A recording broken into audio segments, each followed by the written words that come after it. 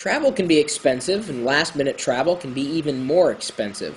You'd be surprised, especially if you've never had to travel at the last minute, and if you have, you know exactly what I'm talking about. It's a major pain in the pocketbook. Not easy and not cheap. I'm sitting here in Des Moines, Iowa at my brother's house. I had to travel here to the city at the last minute, and I had to change travel plans that were already in place at the last minute, change it to something completely different. It was costly, and it wasn't a lot of fun, but I do have 5 tips that I wrote down in this experience to hopefully save you some money if you ever have to book last-minute travel. First one, and you should do this anyway when you're booking travel or arranging any kind of travel expenses, search every website that you know of. Like, don't just go to one website. It just strikes me as odd that someone says, well, I only go to this one website. That's crazy, because even if it's a comparison website, you can go to another comparison website and find different fares that may be the same, maybe cheaper. Even if they're pulling from the same data, you never really know where you're going to find the cheapest rate, especially for last-minute travel. Number 2, let them choose the times if you're flexible. This is a big tip, because this could spell the difference between $1,000 and $300. Ask me how I know. Well, I'm assuming you're asking in your head. I know this because this is exactly what Ponzi did when he booked the last-minute travel, and literally saying, well, whatever times you think are going to be good, we were flexible. It saved us $600, well, $700 in travel expenses at the last minute. That big of a difference. So if you can be flexible with your schedule in a general sense, just see what they've got. I mean, this is one of the big things that made Priceline famous, is that you could just say, well, I'm open to anything, and you could get really cheap seats.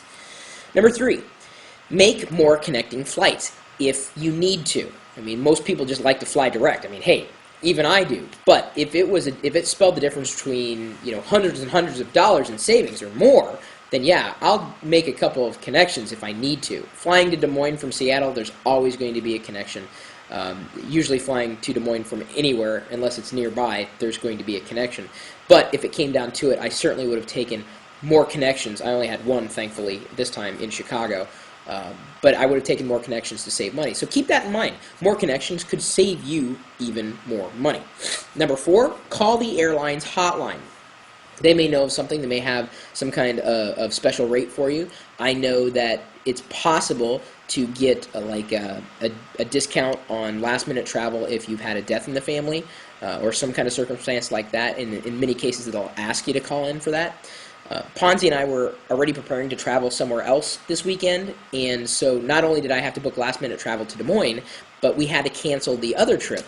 And so we called up that airline, and I said they're not going to refund it because we already checked into the airport. I was just like, it was very costly. And I'm like, there's no way we're getting this back. Well, we called up, and Ponzi very calmly said, this is what's happening. We've got, we want to fly to Des Moines. She wasn't able to make it. That, again, saved us some money.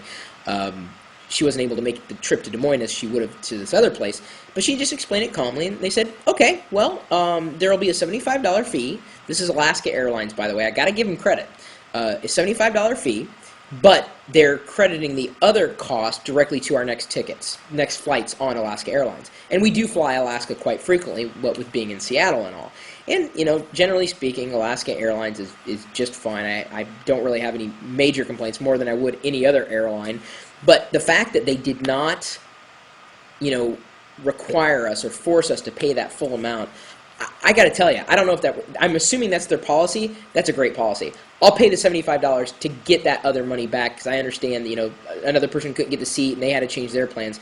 That's fine. It's the cost of quote unquote doing business, that fee. It's a given. But the fact that they gave us back the rest of it, I don't know if we could have gotten through that form on the website.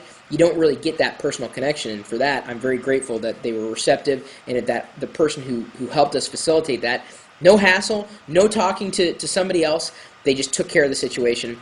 Wonderful job. Just a great example of customer service that I would like to expect, and I hope that future dealings with that airline or other airlines are just as positive. Number 5, And this was almost a possibility too, since I knew my connecting flight would have been somewhere in the Midwest, whether it would have been Minnesota, Omaha, Kansas, or Kansas City, St. Louis, Chicago. My tip is check nearby airports and then drive the remainder. If it had been an issue where I could get to one of those connecting points, but then the next connecting point would have been way more expensive, I would have gone to that point, rented a car, driven it to the other location. Like, from each point, I mean, Des Moines is pretty much in the center. I mean, it's the crossroads between I-35 and I-80. I would have driven 5 hours to save, hundreds, if not, 1,000 or some odd dollars. That wouldn't even enter my mind. So consider that. Find a nearby airport. Even if your destination city, your ultimate city, isn't that nearby, if it's like a 5 to 6 hour drive and you can afford the time, take it, because you can save a lot of money by doing that, and be minorly inconvenienced. But would you rather be inconvenienced that way or in your pocketbook, especially when it comes to last minute travel? So those are just some things that fluttered through my head as I was going through that experience, and I'm happy to be in Des Moines now. Happy to be able to still live stream. My email address is chris@pirillo.com if you have any other travel tips, especially in relation to dealing with travel and the web. I realize that surfing the World Wide Web is pretty much instantaneous no matter where you are. And speaking of, I'm still live streaming, as I said a couple of seconds ago, but even here, I've got a connection up to the internet and I'm able to do this. I normally stream, all the time, no matter where I'm at. Like 24 hours a day, you can stop by our chat room. You may meet someone I'm with. You may know where I am when I introduce you to people I'm with or where I'm at. I'm sitting right in front of one of my brother's paintings that he has up for sale. He's an amazing artist, and I'm not saying that just because he's my brother.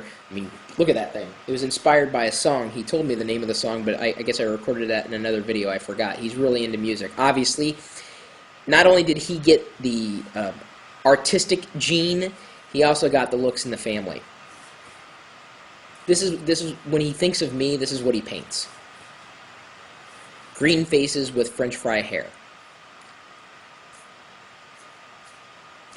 I kid you not, that's not what he sees. Someone saw him on the stream earlier and said, "Why are there two Chris Pirillos on the stream?" But seriously, he got the looks in the family. I didn't, and I have to compensate by doing other things.